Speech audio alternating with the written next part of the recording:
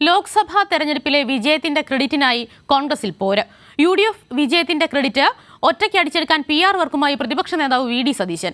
തൃക്കാക്കര, പുതുപ്പള്ളി ഉപതെരഞ്ഞെടുപ്പുകൾക്ക് സമാനമായി ലോക്സഭാ തെരഞ്ഞെടുപ്പിലും സതീശന്റെ തന്ത്രങ്ങളാണ് വിജയിച്ചതെന്നാണ് പ്രചരണം.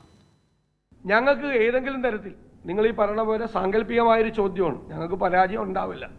ഉണ്ടെങ്കിൽ അതിൻ്റെ ഉത്തരവാദിത്വം UDF ചെയർമാൻ എന്നുള്ള നിലയിൽ എനിക്കായിരിക്കും. തെരഞ്ഞെടുപ്പ് ഫലം വരുന്നതിന് മുൻപ് തന്നെ VD സതീശൻ നടത്തിയ ഈ പ്രതികരണം കരുതിക്കൂട്ടി തന്നെയായിരുന്നു. ഇത് തെളിയിക്കുന്നതാണ് സതീശൻ വിഭാഗത്തിന്റെ ഇപ്പോഴത്തെ നീക്കങ്ങൾ. UDF വിജയത്തിന്റെ ക്രെഡിറ്റ് ഒറ്റയ്ക്കടിച്ചെടുക്കാൻ PR വർക്കാണ് VD സതീശൻ അനുയായികൾ നടത്തുന്നത്. VDS ഇലക്ഷൻ മാനേജ്മെന്റ് എന്ന പേരിൽ സതീശനെ പ്രകീർത്തിച്ചുള്ള സോഷ്യൽ മീഡിയ പോസ്റ്റുകൾ അനൌദ്യോഗികമായാണ് പ്രചരിപ്പിക്കുന്നത്. തൃക്കാക്കര, പുതുപ്പള്ളി ഉപതെരഞ്ഞെടുപ്പുകൾക്ക് സമാനമായി ലോക്സഭാ തെരഞ്ഞെടുപ്പിലും സതീശന്റെ തന്ത്രങ്ങളാണ് വിജയിച്ചതെന്ന പ്രചരണമാണ് നടത്തുന്നത്.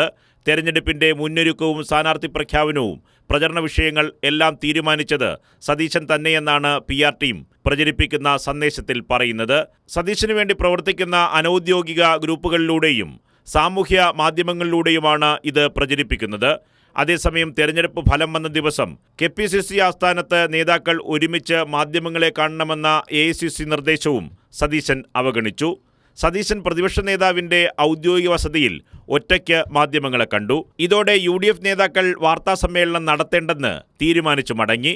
വാർത്താസമ്മേളനത്തിനു ശേഷം സതീശൻ എറണാകുളത്തേക്ക് പോവുകയും ചെയ്തു. ഗുരുതരമായ അച്ചടക്ക ലംഘനമാണ് സതീശന്റെ ഭാഗത്തു നിന്ന് ഉണ്ടായതെന്നാണ് മുതിർന്ന നേതാക്കൾ പറയുന്നത്. കൈരളി ന്യൂസ്, തിരുവനന്തപുരം.